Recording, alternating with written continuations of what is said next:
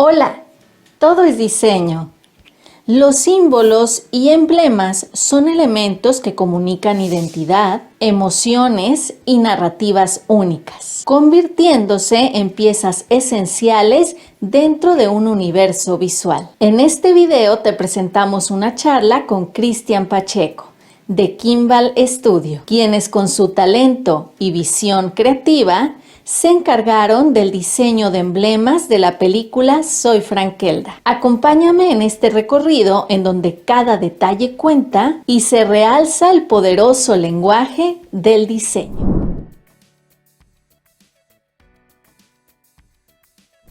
Primero que nada, muchas gracias, Cristian, por tu disposición para esta entrevista en donde nos vas a hablar sobre el diseño de emblemas de Soy Frankelda, esta película mexicana que, bueno, pues ya nos contarás más detalles, pero muchas gracias, es un gusto que estés aquí en Hola Todo es Diseño para compartirnos sobre este proceso. Hola Sandra, muchísimas gracias por la invitación para comentar de este proyecto. Estoy bastante emocionado, estamos todo el estudio muy emocionados porque por fin ya se dio a conocer, ¿no? Todo el trabajo que realizamos. Eso, así es un gusto también para mí, ¿verdad? Que estén acá y pues claro que me imagino esta emoción, ¿no? Dentro del equipo de Kimball. Entonces, pues bueno, preguntarte primero que nada, ¿cómo es que llegó la participación de Kimball Studio al proyecto de Soy Frankelda? Es una cuestión muy curiosa porque pues obviamente nosotros nos especializamos en el diseño de marca, es el eje de lo que desarrollamos en el estudio, y es a partir de un evento que se realizó en el 2018 en la Ciudad de México, en el Auditorio Nacional, en el Lunario, en el cual fuimos invitados junto con Cinema Fantasma. O sea, cada uno de nosotros tenía una presentación de nuestro trabajo. Y en ese momento, pues, es que yo conozco, o más bien el estudio, los miembros del estudio conocemos a los miembros de Cinema y viceversa. Y es a partir de ese evento que nos invitan a visitar el estudio de Cinema Fantasma ubicado ahí mismo en la Ciudad de México. Entonces, a partir de esa visita es que empieza una relación. Curiosamente fue primero de amistad, fue entre creativos, fue una relación muy curiosa y muy agradable porque pues, al final teníamos cosas en común, somos ay, perdón, gatos, perdón, somos diseñadores en este caso, ellos estudiaron cine y teníamos gustos en las películas, particularmente teníamos los mismos gustos cinematográficos, y es a partir de eso que nos vinculamos. Ellos nos comentan que en ese momento estaban en producción. Voy a mover a mi asistente, perdón. Gatitos. Ella quiere salir también. También estaba moviendo la computadora. Sí. Y nos dicen, oye, tenemos un proyecto que estamos desarrollando, es un largometraje que se llama La Balada del Fénix. Y es entonces que empezamos a trabajar ahí. Fue el primer proyecto que realizamos para Cinema Fantasma. A la mitad del proyecto, es que ellos ya tenían incluso el proyecto con HBO, Cinema Fantasma directamente con HBO, que era Los Sustos Ocultos de Frankelda, que es la serie que actualmente está en transmisión en esta plataforma. Perdón por el gol, ¿no? Pero Sí. y nos dicen, ¿qué crees? Vamos a tener que parar, vamos a tener que dar una pausa a este proyecto y tenemos otro enfrente de nosotros, pero se tiene que hacer de manera mucho más rápida. ¿Ok? ¿De qué se trata, no? Y nos dice, mira, originalmente iba a ser un especial. La serie son 6 capítulos de aproximadamente 10 minutos en esta plataforma. Y ellos tenían que realizar en ese año un especial de, creo que eran 20 minutos, 30 minutos. Pero empezaron a avanzar, de tal manera que ese especial se convirtió en un mediometraje. No, primero en un cortometraje, después en un mediometraje y terminando generando cantidad de información, guión, etcétera, etcétera, ideas para un largometraje. Y cuando a nosotros nos dan la noticia, pues fueron un par de meses antes de enterarnos que iba a ser una película. Y obviamente si bien nosotros ya estábamos dentro de un proyecto que tenía que ver con un largometraje, era una producción que al día de hoy, imagínate, estoy hablando del 2018, al día de hoy sigue en producción La Balada del Fénix. Entonces, generalmente los temas que tienen que ver con películas no se resuelven de manera rápida, ¿no? Tardan muchos años. Entonces, a grandes rasgos fue el vínculo que tuvimos nosotros con Cinema Fantasma y fue de esa manera que nosotros nos involucramos. Wow, qué bien. O sea, y qué bonito cómo se fue dando todo, ¿no? Sí. Esta comunicación y esta amistad y todo esto, ¿no? Y entonces ahí, ¿cuál, cuál es el momento, ¿no? En el que les dicen, no, pues van a desarrollar los emblemas y cuál fue el punto de partida para poder diseñarlos, ¿no? Para la película. Pues es algo que nos llama mucho la atención es que los procesos o la metodología de diseño generalmente, me atrevería a decir que en un 99% de las veces, te sientas con el cliente, haces el brief de cada proyecto. Justamente las necesidades de este proyecto son las que dictaminan cuál es los siguientes pasos a seguir, ¿no? Pero al tratarse de una producción audiovisual, al tener un tema de un corte lo consideraría como, en inglés le dicen dark fantasy, es fantasía oscura, ¿no? Estaría pegado a lo mejor a Harry Potter, pero tal vez tiene más de el Cristal Encantado. Quienes son de nuestra generación van a ubicar estas películas, mucha influencia de La Historia Sin Fin, y que son este tipo de películas que veíamos nosotros de niños, Sí. pero que no eran necesariamente tan fantásticas. Era una mezcla entre aventura y fantasía, pero con un toque de cosas medievales y cosas así. Entonces, fue conocer el guión. Reitero que ya de manera previa ya nosotros ya teníamos un proyecto que no tiene absolutamente nada que ver con Frankelda, pero ya habíamos empezado a tener ese rebote de ideas y todo eso.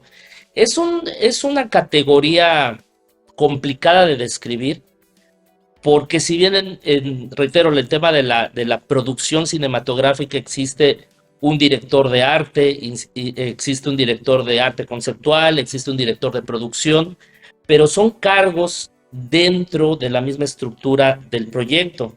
Nosotros entramos a esto como estudio Kimball y de alguna manera estamos trabajando directamente para Cinema Fantasma, ellos eran nuestros jefes. A lo mejor en Hollywood sería un trato directo con el director de producción, con el director de arte, pero en este caso todas las ideas iban directamente con los directores, los hermanos Ambris, que se me olvidó mencionar eso, importante. Esta película, Frankel, está dirigida por los hermanos Arturo y Roy Ambris, y esta dupla era la que en su momento no coordinaba todo, y también importante mencionar, ¿no? Eh, cómo empieza siendo un proyecto de 50 personas aproximadamente y va creciendo hasta más de 200 personas la última contabilización, o sea, Wow. incluyendo técnicos, incluyendo animadores, ilustradores. Es que fue un ejército, fue un ejército. Entonces, ¿cómo abordamos esto? Pues primero es conociendo la historia.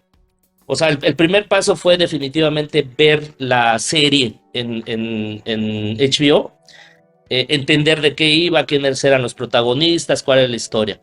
Sin embargo, quienes ya habrán visto la serie, la serie, en la película esta historia como que se expande. Técnicamente es una precuela. El guión también es de los mismos hermanos Ambris. Entonces, en ese momento nos dieron una versión 9 tal vez del guión. O sea, una novena revisión del guión. Y cuando empezamos a trabajar, hay que recalcar también el tiempo, lo teníamos en contra. O sea, lo que aproximadamente desarrollamos en 2, 3 meses lo tuvimos que resolver en uno. Entonces, primero era armar el equipo, no lo hicimos solo, fue un equipo de 6 personas, diseñadores todos. Ver la serie, leer el guión y tener una entrevista con los directores. Nosotros estamos en la ciudad de Mérida, en Yucatán, ellos están en la Ciudad de México.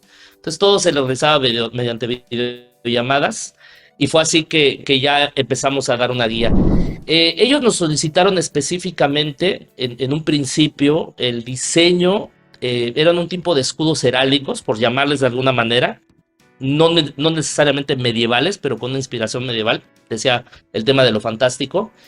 Y eran escudos reales, ¿no? Dentro de la historia hay una familia real, entonces tenemos que hacer el escudo de la familia real y el monograma del príncipe heredero, ¿no? O sea, como se maneja en muchas monarquías de Europa, por ejemplo, ¿no? Que siempre hay estos escudos que vemos en los eventos oficiales y todo eso. Y después dentro de la historia necesitaban, por llamarlo de alguna manera, eran emblemas o escudos de facciones, sin dar spoilers para quienes no han visto la película, pero dentro de esta historia hay 6 grupos, ¿no? de monstruos que en la historia se le llaman sustos, es el término con el que se le dan a esto, y cada uno tenía características muy particulares. Entonces, el primer paso de nuestro trabajo fue eso, abocarnos a los símbolos medievales o heráldicos de estas familias reales, y después en hacer estos estandartes, ¿no? Y en una tercera etapa, por requerimiento de los directores, nos pidieron hacer diseños de repetición para textiles, porque como es stop motion, pues todos los personajes se hacen de manera física, entonces todos los trajes, todos los uniformes, todos los vestuarios se tienen que realizar. Entonces, estos diseños de repetición se iban a imprimir, y a su vez iban a costurar en las bayonetas. Y en eso, pues ustedes son expertos en todo esto también de los... Sí, se puede decir que sí. Sí, no, pues clave ahí también, ¿verdad? Parte de... Y entonces, bueno, estos elementos, tanto narrativos como simbólicos, son los que definieron esa estética, ¿no? De los emblemas. Efectivamente, sí, sí, sí. Ujú, así es. Y bueno, ¿cómo es que tradujeron esta esencia sobrenatural, fantástica, ¿no? De la historia pues en las formas, en los colores? ¿Cómo es que lo llevaron, ¿no? A esa realidad dentro de la película. Pues mira, como en cualquier proyecto de diseño, hablábamos mucho del tema de una metodología. Nosotros seguimos una muy similar a la metodología de la investigación, que son 5 pasos, ¿no? Analizar el problema, investigar, analizar esa investigación, y ya después empezamos con la parte de lo que es el bocetaje y el desarrollo del proyecto. Lo dividimos en 5 partes sencillas para que en cada uno pueda haber retroalimentación con el cliente, ¿no? Entonces ya habíamos definido qué necesitábamos y era la segunda parte. Ok, ¿cuál es nuestra inspiración? Nosotros siempre tratamos de dedicarle un porcentaje muy grande del tiempo a la investigación. Me atrevería a decir que en algunos casos más del 50% del tiempo, porque con base, y siempre he hecho esta aclaración, ¿no? Con base a nuestra experiencia. No estoy diciendo ni que sea la única manera de hacerla, ni la única correcta. Simplemente es la que nos ha funcionado a nosotros hacerlo de esta manera. Tener referencias visuales de otros proyectos similares, ¿no? Decir, bueno, vamos a hacer cosas de fantasía, en qué otras películas, en qué otras series, en qué otras animes, mangas, cómics, historietas, etcétera, etcétera, se ha utilizado algo similar. Me acuerdo muy bien porque lo he mencionado una cantidad muy grande de veces, ¿no? Cuando en esa llamada telefónica nos dicen los hermanos, porque siempre hablábamos con los dos al mismo tiempo, ¿no? Los se ponían en altavoz. Y me decían, ¿vieron Juego de Tronos? Y yo, por supuesto. Ah, bueno, algo así. Entonces, algo tan sencillo, porque si alguien ya vio Juego de Tronos y es fan de Juego de Tronos, ya sabe cuando hablamos de familias heráldicas, de escudos heráldicos, entonces hay todo un universo, ¿no? El que es muy fan de esta serie ubica perfectamente los colores, los estilos, qué quiere decir cada uno de estos. Porque fíjate que hago un paréntesis, ¿no? Hablar de heráldica aplicada a diseño gráfico da para un solo capítulo, una sola entrevista, porque es muy vasto. La heráldica es una ciencia con sus propias reglas. Obviamente acá, cuando hablamos de heráldica, estrictamente hablando, son para familias, son para ciudades, para países. Cada país tiene su escudo heráldico, cada familia tiene, cada apellido tiene su escudo heráldico. Y hay reglas que varían de país en país. Hay reglas heráldicas en Francia, en España, en Inglaterra, los países más importantes, ¿no? en este tema. Pero todo esto trasladado al diseño gráfico puede tener ciertas adaptaciones, porque al final es una historia ficticia. O sea, si hay cierto, y lo entre comillas, ¿no? Rigor histórico, y digo entre comillas, no hay como tal, y se pueden tomar ciertas licencias, se pueden tomar ciertas cosas de inspiración, y fue retacarnos.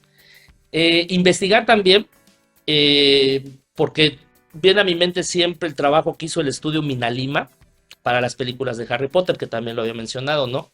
Que al final son influencias, ¿no?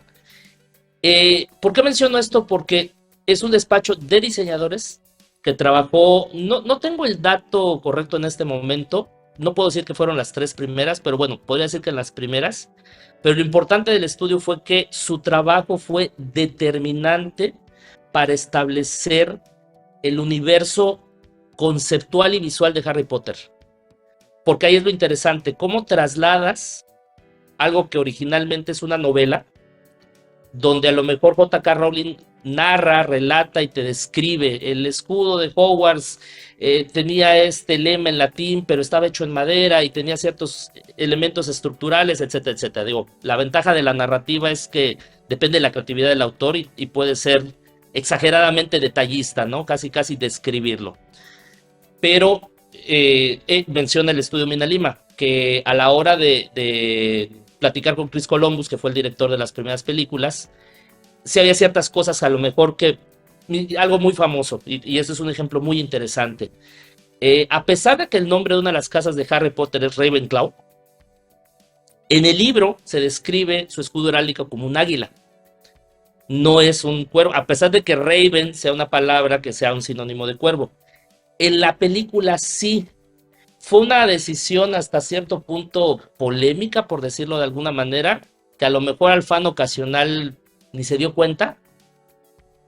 Y es que eso ya podremos hablar más adelante, ¿no? De ese reto, ¿no? ¿Para quién lo estás haciendo? Porque lo estás haciendo para el director, pero a su vez el director de producción y el director de arte tiene que establecer, porque sirven para algo. O sea, quien tenga medianamente nociones del universo de Harry Potter sabe distinguir un Hufflepuff de un Slytherin, de un Gryffindor, de un Ravenclaw. Y esos fans acérrimos del libro fueron los primeros que brincaron y dijeron, oye, pero es que en el libro es un cuervo. Y oye, de un cuervo a un águila sí hay mucha diferencia, ¿no? Pero también era un poquito de que para el director de producción resultaba visualmente más atractivo, ¿no? El cuervo que el águila. Decisiones artísticas. Yo no puedo hablar por Chris Columbus, no puedo hablar por Minalima, pero sé que hubo un tema así. Entonces, hablando de eso, es precisamente esto. O sea, ¿cómo vamos a rescatar? Porque el guión estaba incompleto, importante. Estaba todavía en trabajo, ¿no? Ok. Pero había puntos muy importantes que si quieres más adelante lo podemos desarrollar.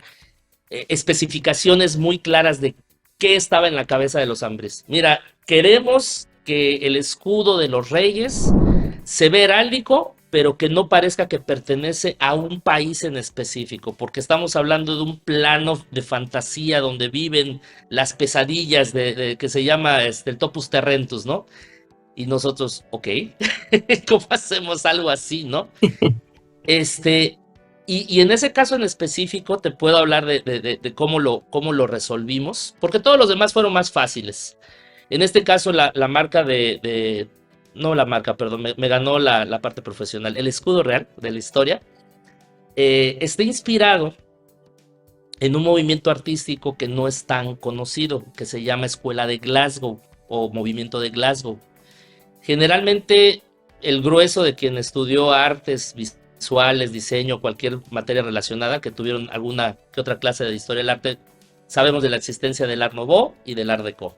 Sabemos que el Art Nouveau principalmente se desarrolló en Francia y fue hasta finales de los 1800, ¿no? Y principios tal vez incipientes de 1900, pero después del 27 ya empieza con fuerza el Decop. Obviamente todo esto lo averiguamos a partir de la investigación, por supuesto, ¿no? Y en Glasgow, en 1907, obviamente ellos querían algo más propio, y eso me gusta porque tiene que ver con Frankel. O sea, buscaban los fundadores de esta escuela reflejar el diseño escocés. Ellos decían, ok, está muy bonita la influencia de Inglaterra, está muy bonita la influencia de Francia, etcétera, etcétera, sobre todo en el poderío, ¿no? Avasallador visualmente, o la influencia visual que trajo el Art Nouveau, pero ellos decían, queremos hacer algo diferente. Y este movimiento de Glasgow, me imagino que más adelante vas a mostrar algunas imágenes referente a esto, no fue tan conocido fuera de Escocia, pero dejó un legado visual y artístico de Bernie McIntosh. Le decían los 4 Mac, porque eran 2 hermanos de apellido McIntosh y 2 hermanas también de apellido Mac. No me acuerdo cuál era el otro apellido, pero le decían los 4 Macs. Digo, escoceses al fin, Mac.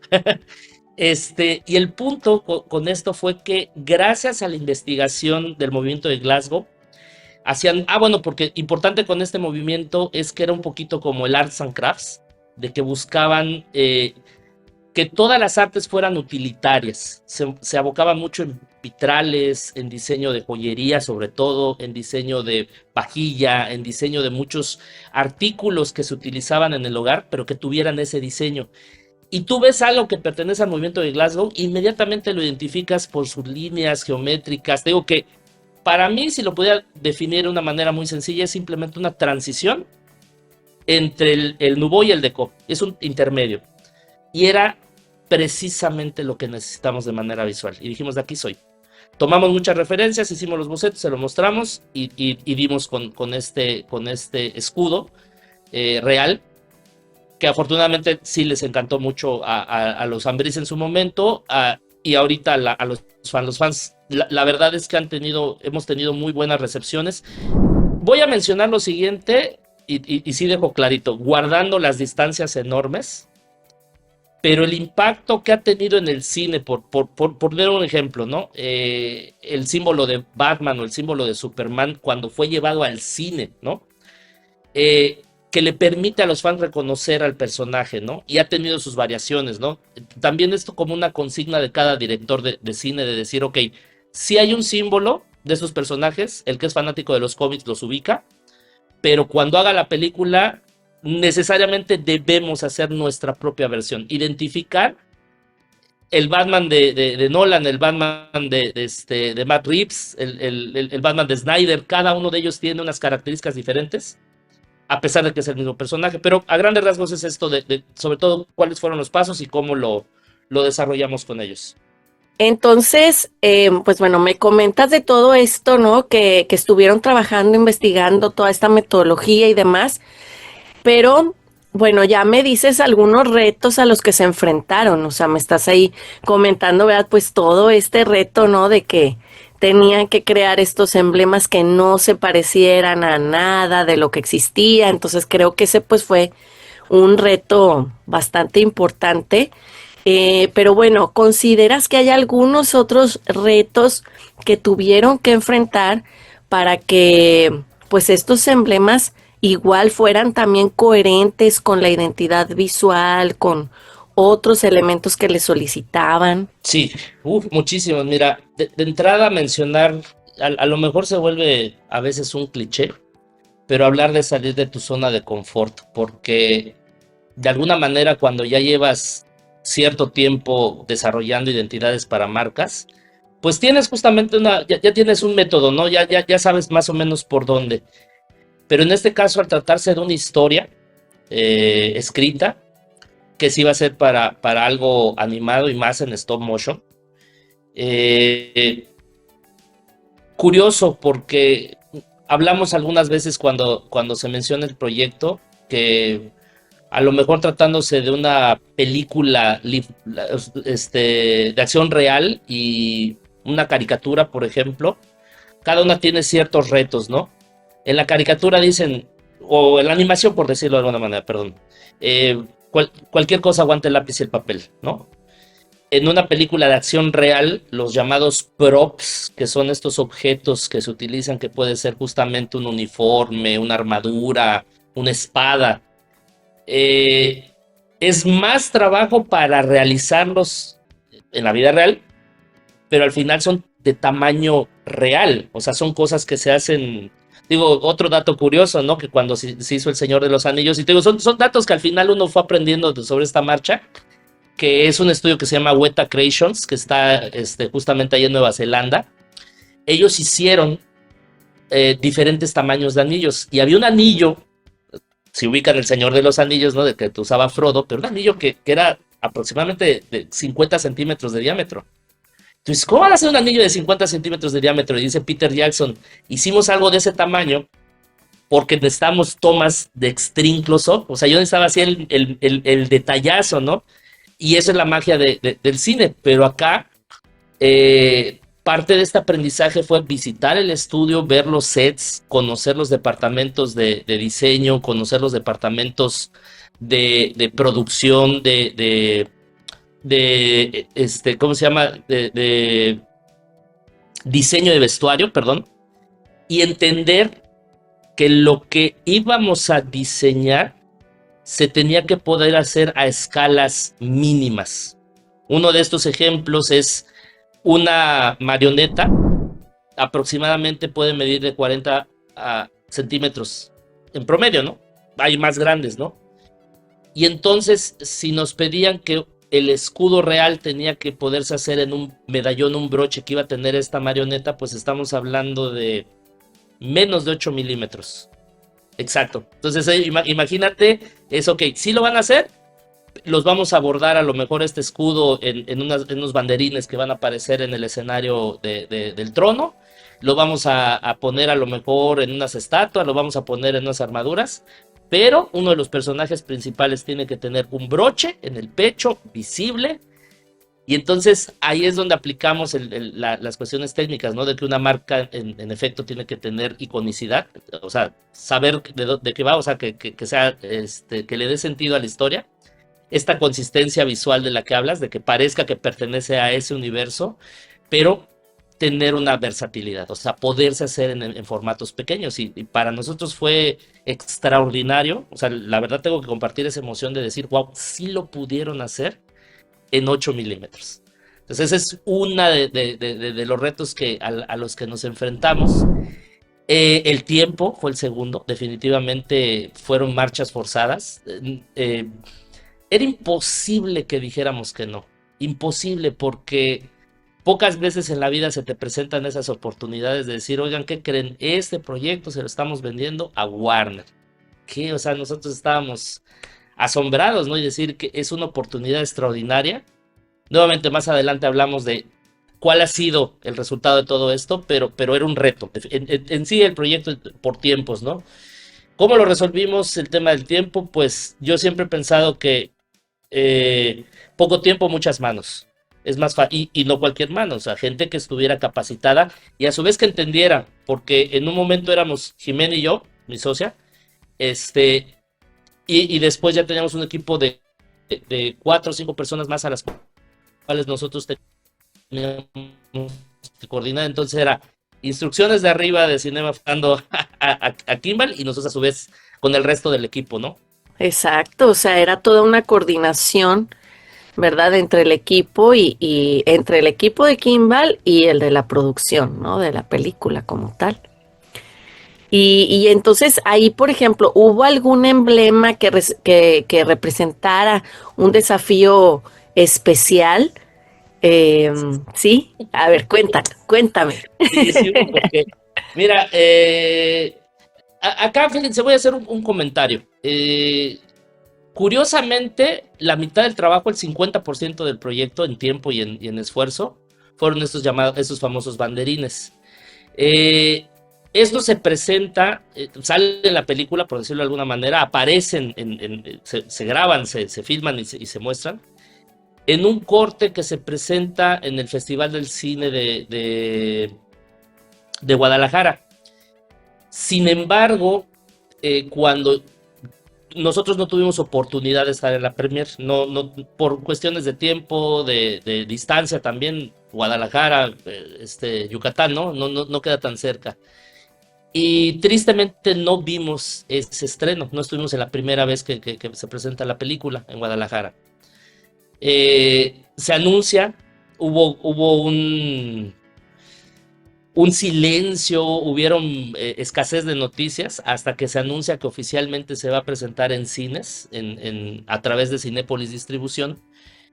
Y vamos al cine y de repente esas escenas se cortan. O sea, digo, se cortan de que está sobreentendido que en el mundo del cine, pues obviamente no es lo mismo el metraje que existe, que estos cortes, estas ediciones que se tienen que realizar, y que estas ediciones pueden variar, ¿no? Incluso los hermanos Ambriz mencionaron que por cuestiones de recomendación de Guillermo del Toro, que les dijo, oigan, métale esto, o sea, sí los ayudó muchísimo Guillermo a mejorar el ritmo de la película, a lo mejor omitir escenas que tal vez eran innecesariamente largas, etcétera, etcétera. Y en todo eso, lamentablemente se fue mucho del metraje de la presentación de los clanes.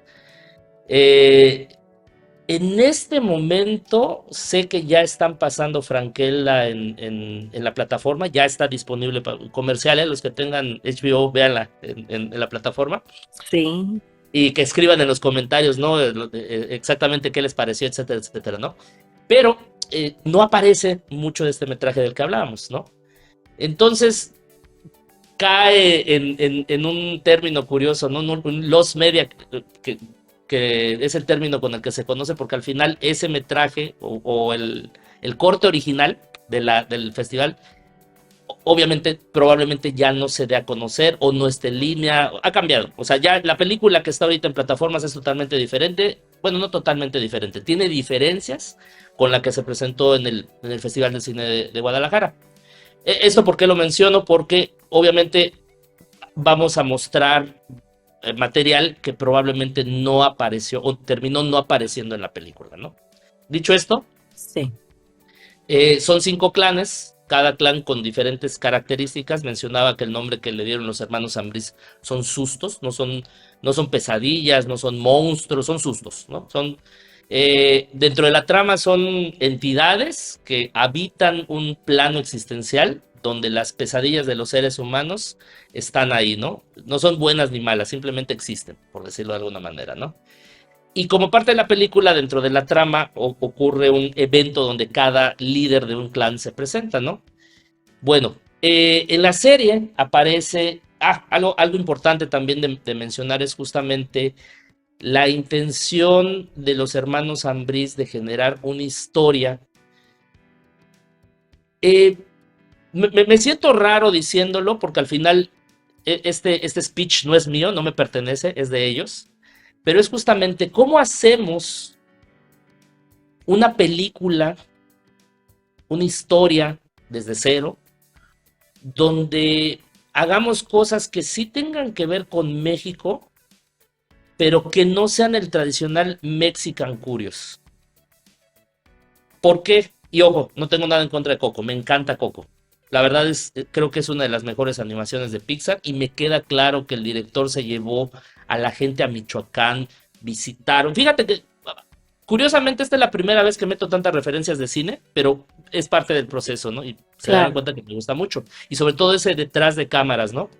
El director de Coco se lleva a los ilustradores y a los animadores y van a pueblos en Michoacán, creo que Morelos, Hidalgo, porque con el presupuesto de Pixar, por supuesto, ¿no? Pero es imposible que tú como extranjero entiendas México si no lo vives, ¿no? Y como segundo ejemplo pongo uno donde en el viaje de Chihiro, Hayao Miyazaki se lleva todo su equipo técnico a unos baños termales.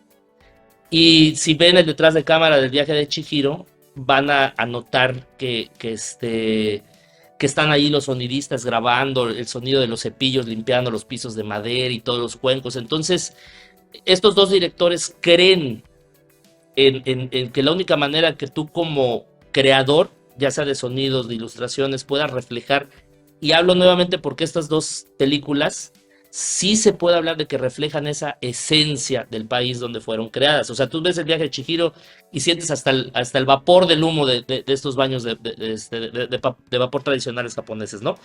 En el caso de Frankelda, hay muchísimos elementos que tienen que ver con la historia de México, pero no se ven, o sea, no vas a ver a alguien con maracas y sombrero de charro y diciendo arriba, arriba, ándale, ándale, ¿no? O arandelas, ¿no? Que siempre representan a los mexicanos. No sé qué tienen con las maracas y el sombrero de charro, que se volvió un cliché a nivel internacional, pero no va por allá. Pero tampoco querían poner a la China poblana, tampoco querían poner hay un síndrome que es el azteca volador, ¿no? Que todo tiene que ver con lo prehispánico. Entonces, son referencias muy sutiles, Sandra, y son referencias que en algunas ocasiones van a exigir un grado, así un pelín de conocimiento previo. Y eso está interesante porque sin discriminar a ningún tipo de público, volvemos a esas referencias, ¿no? Son chistes a lo mejor que no necesariamente van para todos. O sea, va a haber quien la vea, le guste o no le guste, y va a haber quien la vea y diga, eso es maya. Esa referencia es del porfiriato. Ay, ese chiste, o sea, pero son huevitos de Pascua que se van dejando en la película. Nada es evidente.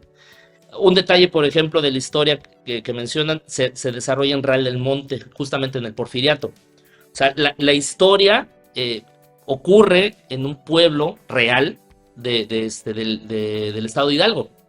Entonces, Frankel, el personaje, tiene nombre y apellido y pertenece a una familia que en la vida real vivieron allá en Real del Monte.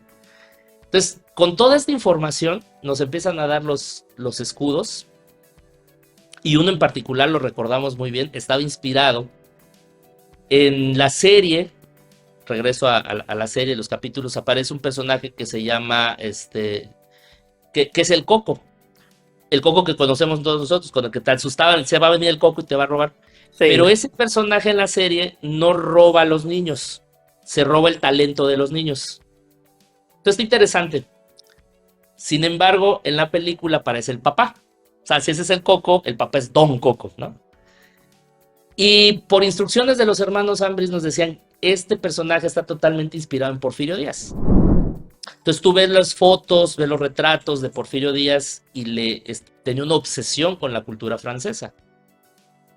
Y él aparece con un uniforme específico, inspirado obviamente en el ejército francés.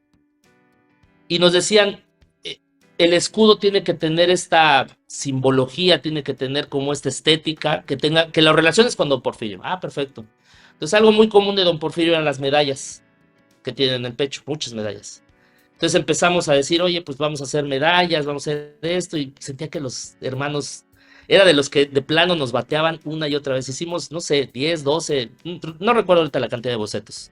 La mayoría, por el tiempo, a la primera no las aceptaban. Pero ese de específico era complicado. Y en una llamada nos dice justamente el contexto del personaje, nos dicen, oye, es que el Coco roba niños. El hijo roba talento, pero este sí roba a los niños, sí se los roba.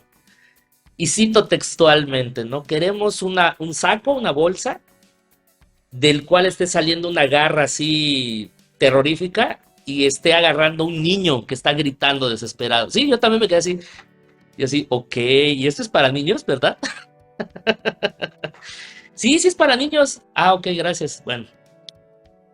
La solución llegó con la investigación.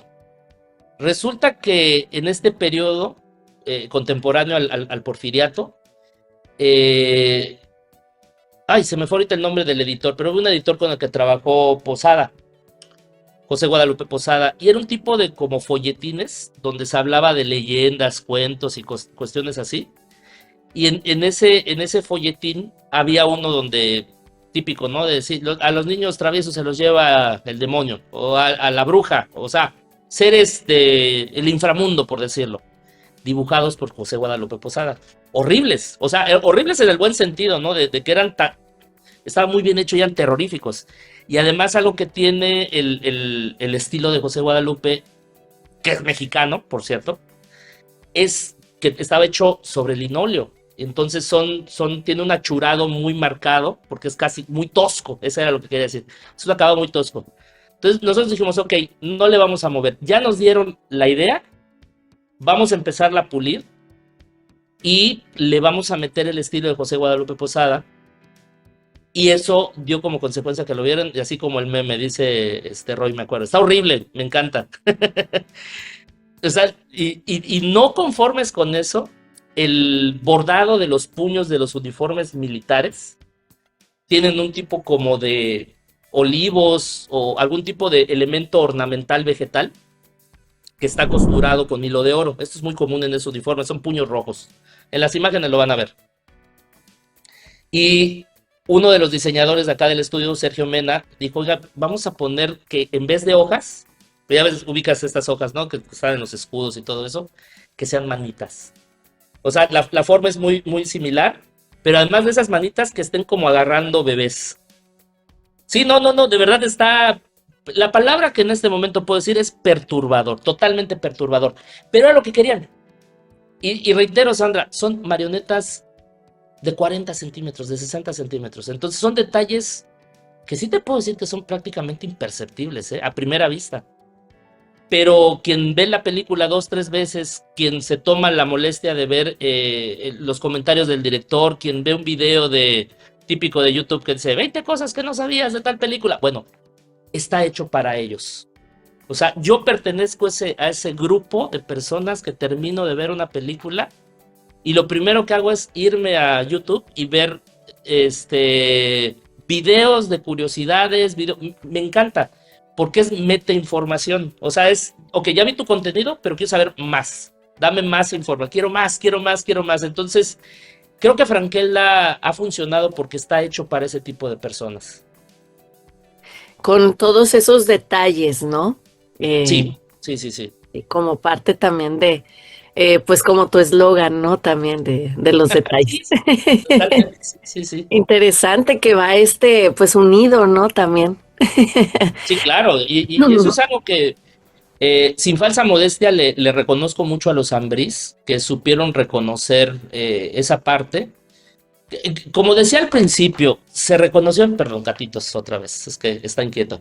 Sí. Creo que nos reconocimos como ñoños, como geeks, como fanáticos de la cultura popular, yo lo diría así, o sea, porque no es uno u otro, o sea, te tiene que gustar.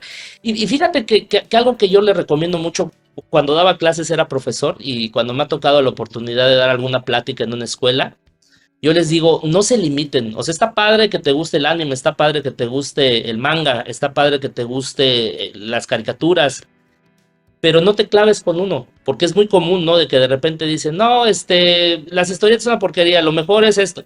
Dices, consume todo. O sea, de la manera que tú puedas consumir todo, vas a tener más referencias. O sea, no solo, o sea, y ojo, lo digo con mucho tacto, no todo está en la cultura alta, por decirlo, ¿no? Pues está padre leer enciclopedias, está padre leer historia del arte, está padre, sí. Pero vivimos bueno, al menos en nuestra profesión, no te puedes aislar en el tema de solo quien sabe mucho de algo, ignora mucho de todo. Entonces tienes que tener un poquito de cada cosa y eso te va a ayudar, porque te va a permitir tener muchísimas ideas para aplicarlas, ¿no? Es cierto, sí, o sea, ampliar esa visión, ampliar nuestra perspectiva, ¿no? Para también, pues, tener estos diferentes contextos, como bien lo mencionas. ¿Es correcto? Sí. Así es. Oye, bueno, hace ratito nos mencionabas precisamente de que tuvieron que ir a los estudios, ¿no? Conocer también toda esta parte, ¿no? De tanto la serie como o sea, investigar sobre todos los temas. Pero entonces, ¿cómo fue, nos puedes contar cómo fue esa colaboración con el equipo creativo y los directores para lograr la visión final ya de este proyecto? El proyecto duró, bueno, de cuando empezamos a trabajar con ellos a que salió en el cine, aproximadamente 4 años. Bastante. Ujú. Sí, mucho, mucho para nosotros. Nosotros lo habíamos terminado, te decía, en promedio como 1 o 2 meses de trabajo, porque también otra cosa que tenía que comentar, las fases, ¿no? Preproducción, producción y postproducción, ¿no?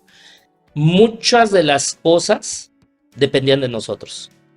No todo, aclaro, no todo, pero muchas. O sea, porque, por ejemplo, ¿cómo haces el traje del rey si no tenemos el patrón de repetición para hacer el traje del rey?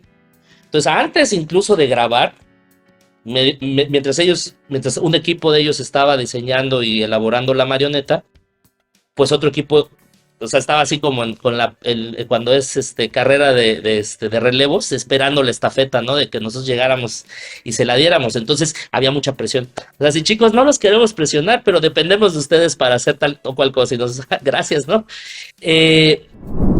Tuvimos aproximadamente 4 visitas en promedio, las que el tiempo y la distancia mencionaba, ¿no? Que nos permitió. Conocimos a muchos involucrados en el proyecto, conocimos a directores de animación, Ana Coronilla, que fue la directora de arte, que eran importantes vínculos de comunicación, porque también es eso, mencionaré eso, la comunicación es imprescindible, porque por ejemplo, Ana tenía que trabajar en algunos diseños para pasarlos a las personas que se encargaban de elaborarlos. Yo creo que el shock positivo, obviamente, más grande fue cuando ya la película ya estaba en producción, ya a mitad del proyecto, ya había sets, pero ya vi cientos de fotos, ¿no? Y ahí van a entender un poquito de lo que estoy hablando, ¿no? De ver en vivo un escenario de 4 metros de largo por 6 de alto, una marioneta, la más grande mide casi 4 o 5 metros, la más grande. Y la más chica, estamos hablando de, a lo mejor son miniaturas para tomas de panorámicas, miniaturas a lo mejor de 2 pulgadas, por decir de tamaño, ¿no? Entonces, imagínense la diferencia entre 2 pulgadas y casi 5 metros, ¿no? De diferencia. Sí. Creo que nadie que vea esa exposición se va a quedar sin entender. O sea, perdón, todo aquel que la vea va a entender perfectamente la dimensión de trabajo de lo que estamos hablando. De que se hicieron una cantidad enorme de sets, se hicieron una cantidad enorme de miniaturas, creo, igual, casi 150 marionetas, perdón, no miniaturas, marionetas, casi 150. Entonces, fue un trabajo titánico. Y el conocer, ayudó muchísimo. Porque nuevamente, no es lo mismo trabajar sobre un guión, porque no hay nada. O sea, no es como, oye, ya está la película hecha, con base a lo que estás viendo ya realiza. No, todo era sobre la marcha. Y te digo que muchas de las cosas que teníamos que hacer eran previas incluso a que se realizaran. Y ver, por ejemplo, la primera vez que vimos en vivo los estandartes ya hechos, ya en tela, con los acabados, con los colores, fue extraordinario, ¿no? Fue wow, esto va a salir en una película, esto se va a hacer, esto lo va a ver la gente, qué padre, ¿no? Sí, sí fue una experiencia muy agradable. ¿Cómo no? O sea, qué emoción, ¿no? Ver ahí tu trabajo ya plasmado, ¿no? Y pues dentro de toda esta producción. Sí, claro, sí. Sí, qué padre, sí, qué emocionante, ¿no? Y aquí al momento de ya realizarlo y todo, ¿qué técnicas o qué herramientas utilizaron precisamente pues para ya darle vida a estos diseños? Pues nuestra labor fue muy sencilla en el aspecto técnico, ojo. Eh, Fíjate, pasó algo muy curioso.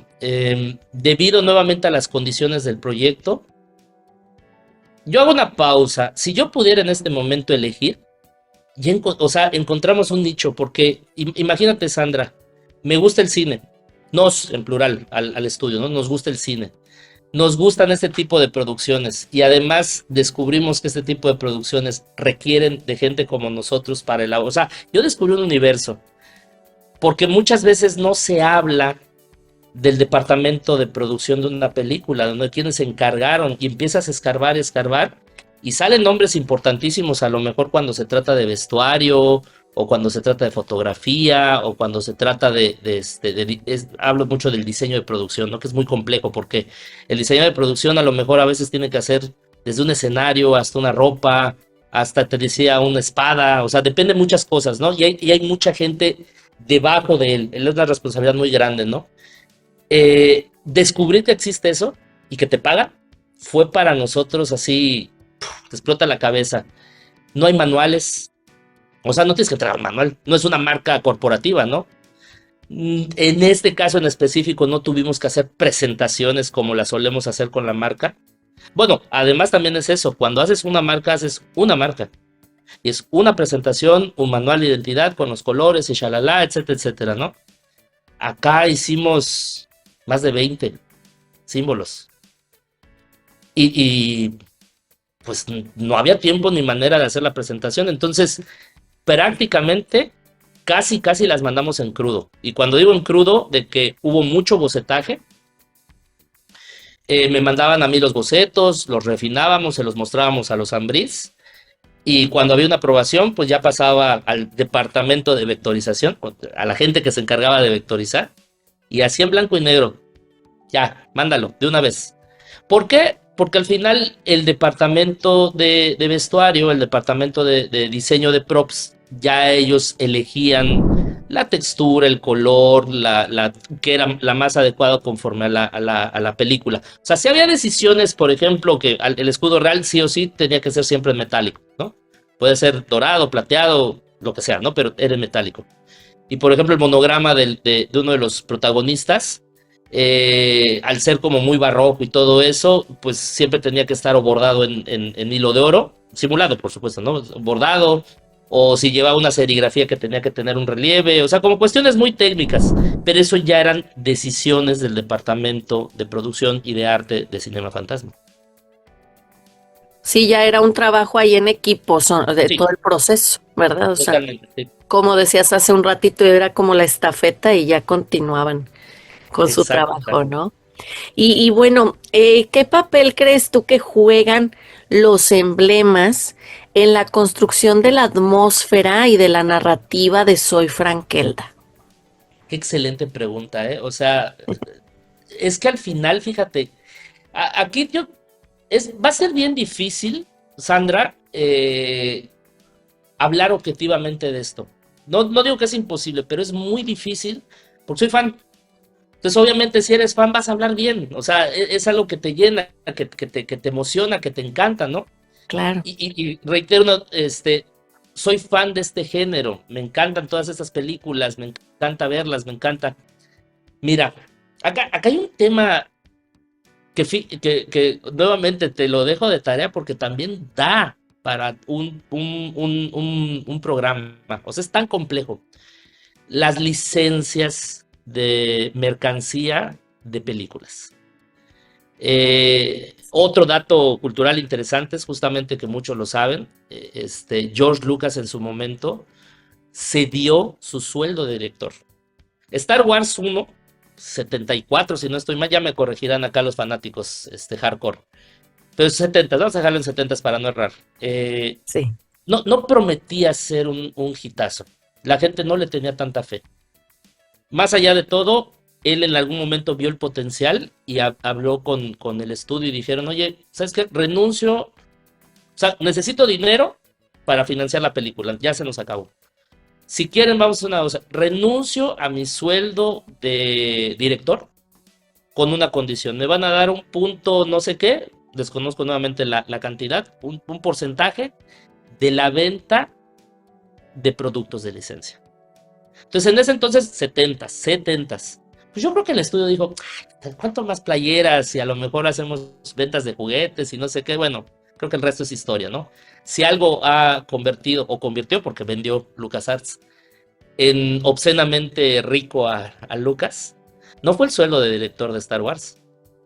Fue el dinero que recibió por la venta de mercancía, el famoso merchandising, ¿no? De esto. Entonces, te empiezas a dar cuenta, y reitero, porque fue a partir de esta investigación, no hay persona que no ubique en este momento, si yo digo Stark, boom, inmediatamente le lleva el escudo de o sea, es tan icónico Sí.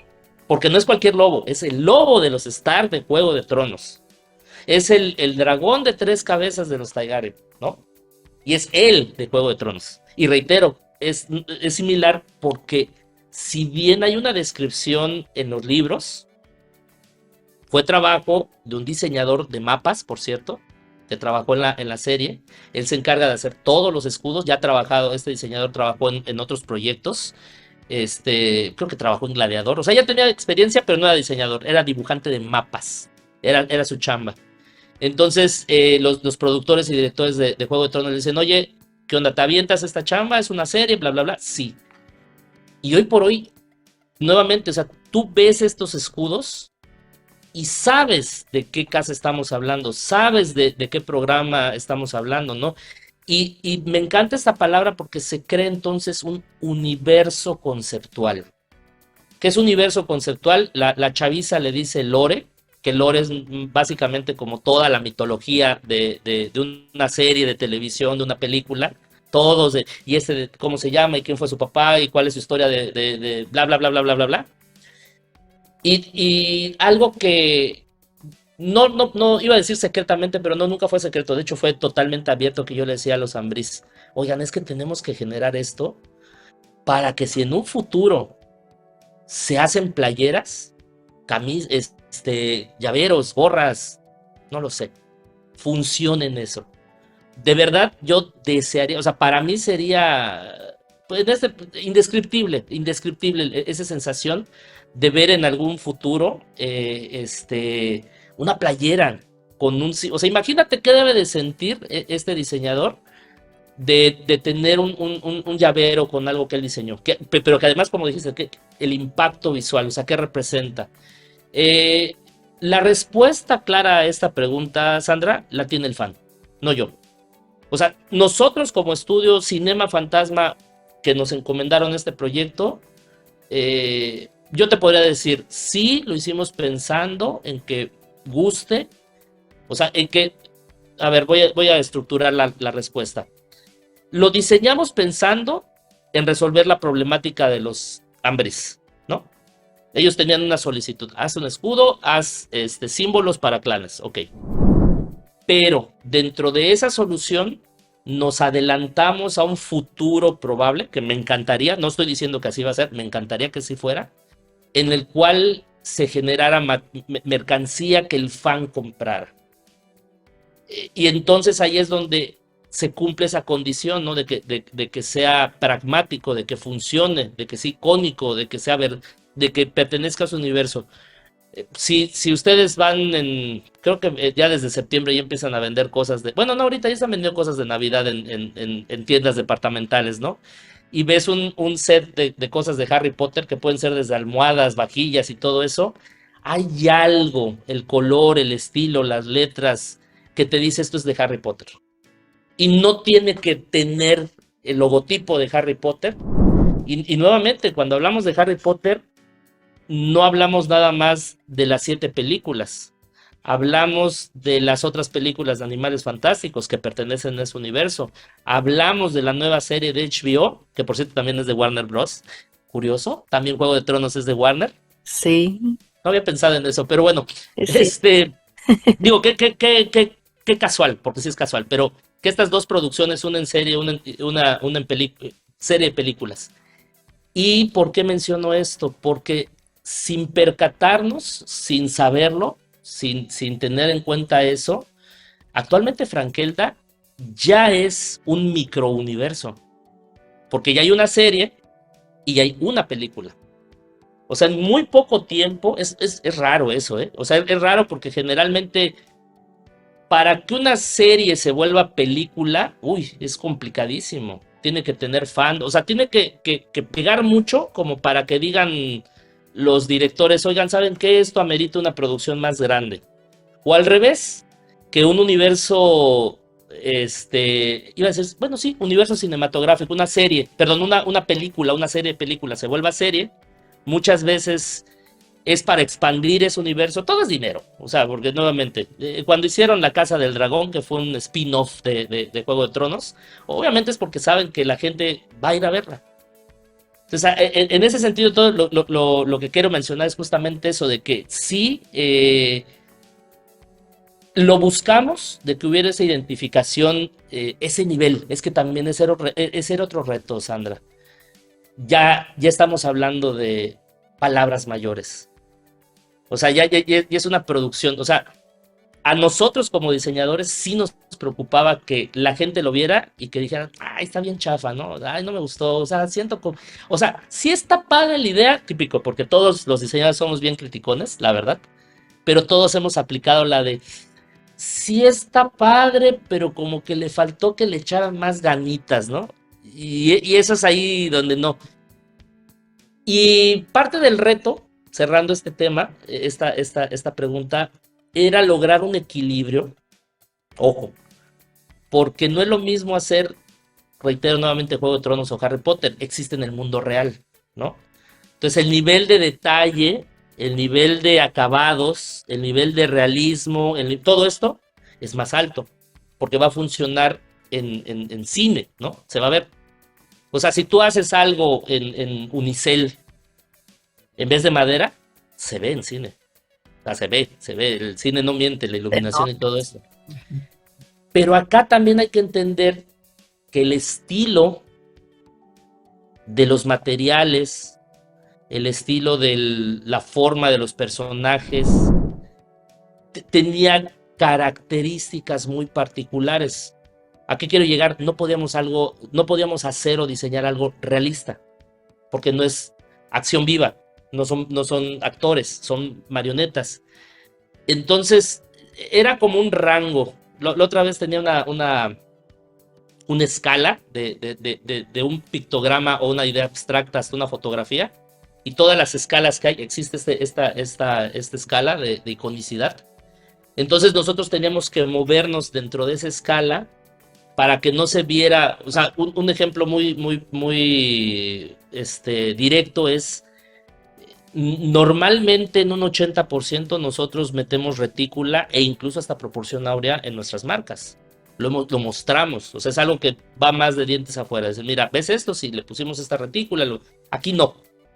No, bueno, pero porque no teníamos tanto tiempo, y segundo porque no queríamos que fuera tan preciso.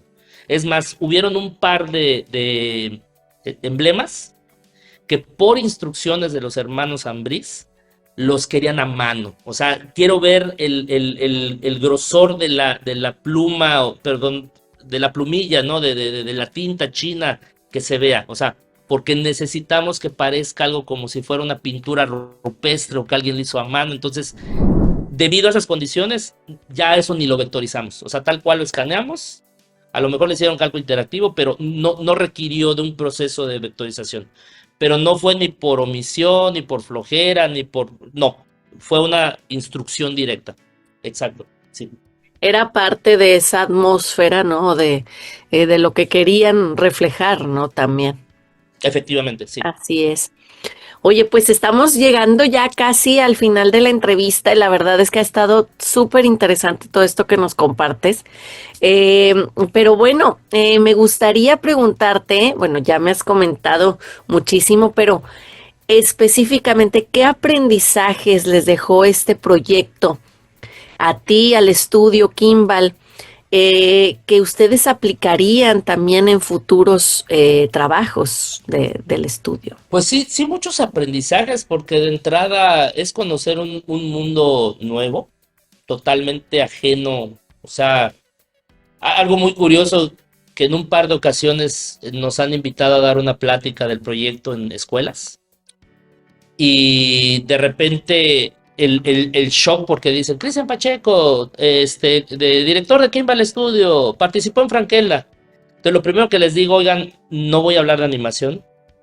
Y si ves sus caritas así, no voy a hablar de stop motion, no voy a hablar porque estoy totalmente ajeno a ese mundo. O sea, antes de Frankelda, nosotros conocíamos el stop motion por Pesadilla antes de Navidad, por Coraline. O sea, son las referencias que tenemos porque también son generacionales, pertenecen a nuestra generación. Es una industria enorme y muy poco valorada. Y dije que iba a hablar al final del tema de lo que se logró. Justamente hoy vi la noticia de que Pospandemia es una de las películas mexicanas que más se ha visto en cines. Pero además es el primer largometraje hecho en México de stop motion. Hay otros proyectos importantes, pero no faltará quien diga, oye, este se hizo en tal año, oye, no. Técnicamente, para que sea largometraje, según tengo entendido, debe ser más de 1 hora de duración. De hecho, es 1 hora y fracción. Hay datos, búsquenlo en Google o en Wikipedia, ¿no? Hay una regla, por decirlo. Entonces, sí se han hecho otras producciones en otros años por otras personas, pero ninguna cumplió el requisito de tiempo para ser considerado largometraje. Entonces, estamos hablando de el primer largometraje mexicano. Está en el top 100 de las películas mexicanas. A lo mejor es el 80, pero oye, ya estás en el top 100. Hay películas que ni eso, ¿no? De las películas mexicanas más vistas. Está y nuevamente reitero, otra, digo ya cerrando, pero al final se son muchas ideas en la cabeza. Yo desconocía que Laika Studios, que es uno de los estudios más importantes a nivel mundial en el tema del stop motion, ellos hicieron Cubo, hicieron Coraline, hicieron Paranorman, muchas de estas películas que si son fanáticos de este género son Laika. Yo desconocía que uno de los dueños es Phil Knight. Y a lo mejor este nombre a los apasionados del cine no les dice nada, pero a los apasionados del diseño sí les debe decir algo, porque resulta que Phil Knight es uno de los dueños de Nike. O sea, el tipo es riquísimo. Y Laika es su capricho, por decirlo de alguna manera. ¿Y a dónde quiero llegar con este tema de capricho? Porque no es rentable. O sea, no es Avatar, que gana millones y millones y millones de dólares. Las películas de stop motion, aprendí a valorar el stop motion. Cualquier persona que ve una entrevista de los hermanos Ambriz y donde ellos expresen acerca de lo que es el stop motion, va a notar que ellos dos son verdaderos amantes de este género, que lo defienden a capa y espada, porque les han dicho, oye, ¿por qué no lo hiciste en 3D o por qué no lo hiciste en animación? Y ellos dijeron, es que es artesanal, nos gusta complicarnos la vida, no sé, no puedo hablar por ellos en ese sentido, pero yo sí puedo decir que aprendí, y es a valorar esta técnica, a valorar el proceso, a valorar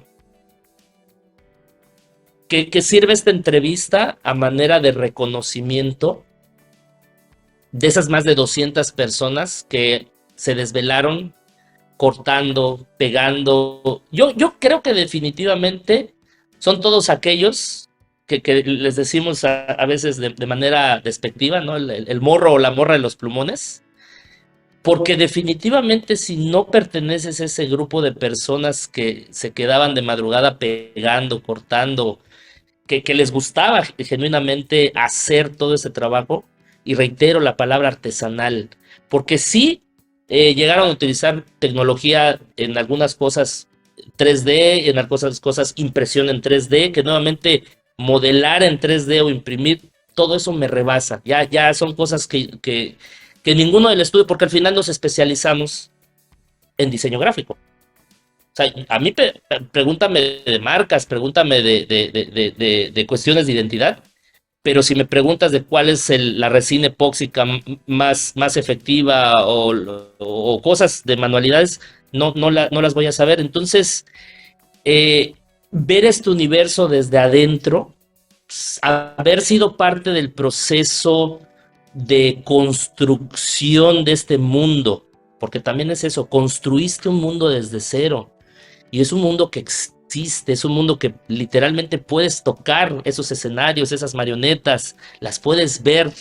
Bueno, tocarlas no, porque no te dan permiso, pero lo que voy es que sí se podría, ¿no? Si te lo permitieran. Es decir, wow, y yo terminaría con algunas reflexiones. Una de ellas es los hermanos Ambriz y Cinema Fantasma, obviamente, pero específico, porque también a veces es una sinécdoque, porque me refiero a los hermanos Ambriz, pero en realidad me refiero a Cinema Fantasma, que reitero, son más de 100 personas, pero al final ellos son la cara visible, ¿no? Son quienes representan esto. El hecho de que ellos apuesten por este proyecto y que haya tenido este resultado, este reconocimiento, y producto de esos 4 años y de la cantidad de personas, o sea, no fue casual.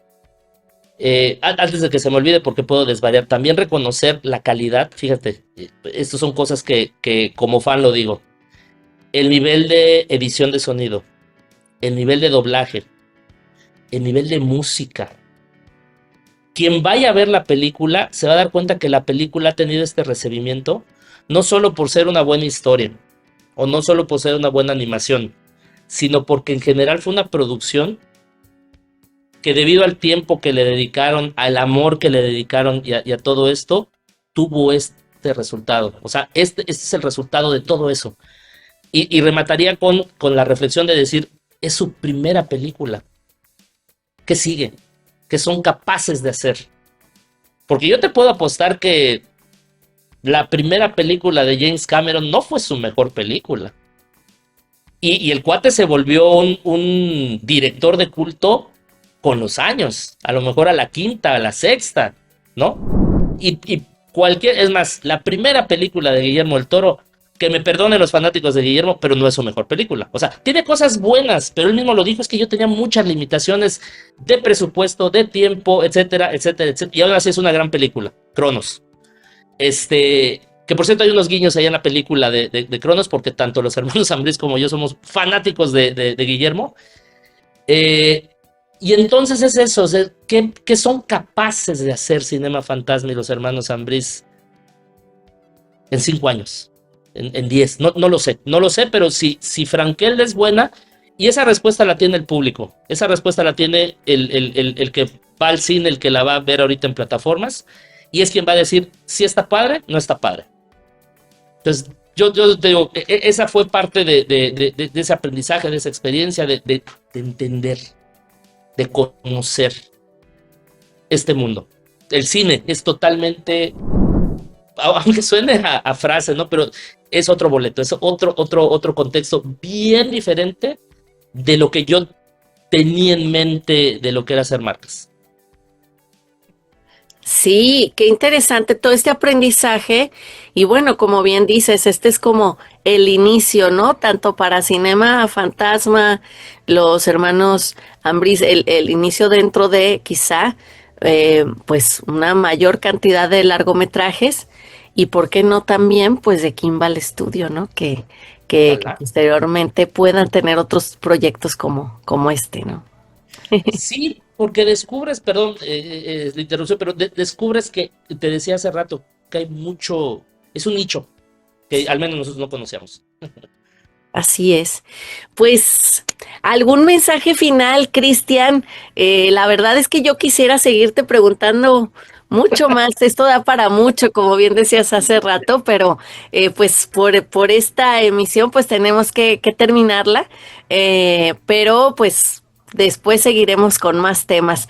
¿Algún mensaje final que quieras mencionar?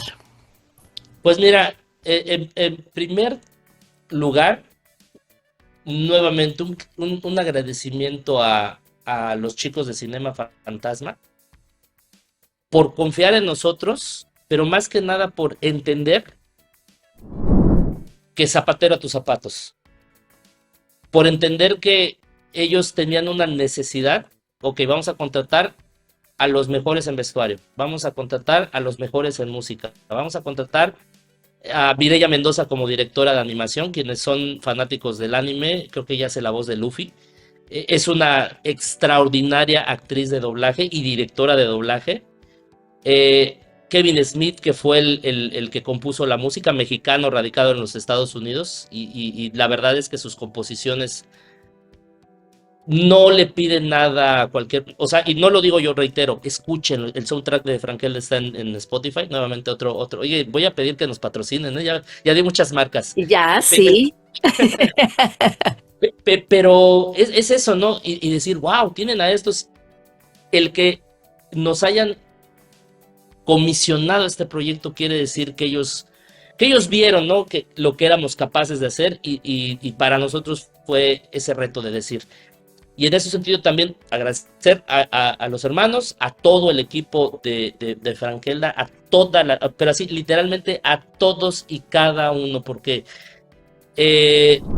tal vez se nos olvida eso, ¿no? Como que los reflectores siempre van a los directores y se lo merecen, ¿no? Pero detrás hay un equipo extraordinario de talentosos. Conocimos dibujantes, ilustradores, maquetadores, animadores. Para mí era un trauma porque sufro mucho con relacionar nombres y caras, nunca se me ha dado. Y entonces acordarme de los nombres de todos era muy difícil, porque eran muchos y cada vez eran más. Al equipo de Kimball también agradecerle porque decía, fueron 6 personas en total. Jimena, mi socia en primer lugar, que también fue la project manager, que fue la que se encargó de coordinar. Y a todos y cada uno de los chicos que estuvieron involucrados en esto, porque pues cerraría con eso. ¿Cuál fue para mí la clave de que nosotros pudiéramos? Que todos los chicos que nos apoyaron en el proyecto, todos eran igual de fans de este contenido de cultura popular. Entonces, fue muy divertido, pesado, sí, pero muy, muy divertido. Entonces, creo que es necesario este reconocimiento, porque nuevamente, o sea, yo ahorita en este momento estoy hablando del proyecto, pero ni por asomo soy la única persona involucrada, ¿no? Y un agradecimiento a ti por la invitación a hablar de este proyecto también. No, pues muchísimas gracias. Yo te agradezco a ti, Cristian, pues por tu tiempo, por esta disposición para podernos pues compartir tu experiencia dentro de este proyecto, la experiencia del estudio Kimball. Entonces, pues mil gracias por todo lo que nos has contado, ¿verdad? Y pues felicidades tanto a Cinema Fantasma, ¿verdad? Sus directores, productores, todo el equipo, y felicidades también pues al estudio Kimball por pues todo este trabajo, por todo este proyecto, el reconocimiento, ¿no? Pues a cada uno de los miembros del equipo para lograr pues este magnífico resultado. Entonces, pues son un orgullo, ¿no? De nuestro país dentro de pues la cinematografía y del diseño, obviamente, ¿no? Entonces, pues muchísimas gracias nuevamente, Cristian. Gracias por la invitación y un placer. Gracias, muchas gracias, y aquí seguimos luego con otros temas. Excelente. Gracias. Cristian Pacheco, fundador de Estudio Kimball, cuenta con más de 20 años de experiencia en la creación de patrones aplicados a proyectos multidisciplinarios como mobiliario, objetos, textiles, arquitectura e interiorismo. Su obra se caracteriza por una profunda investigación, una obsesión por los detalles y una marcada influencia en la gráfica tradicional mexicana. Ha trabajado para empresas como Daewoo, Hard Rock Hotels, DC Comics y Warner. Su trabajo ha sido publicado por diferentes editoriales de Estados Unidos, Francia, España, Inglaterra y China. Ha sido docente de nivel superior, es conferencista y tallerista a nivel nacional e internacional. ¿Quieres conocer más temas como este? Suscríbete a nuestro canal. Coméntanos de qué te gustaría que habláramos y recuerda, todo es diseño.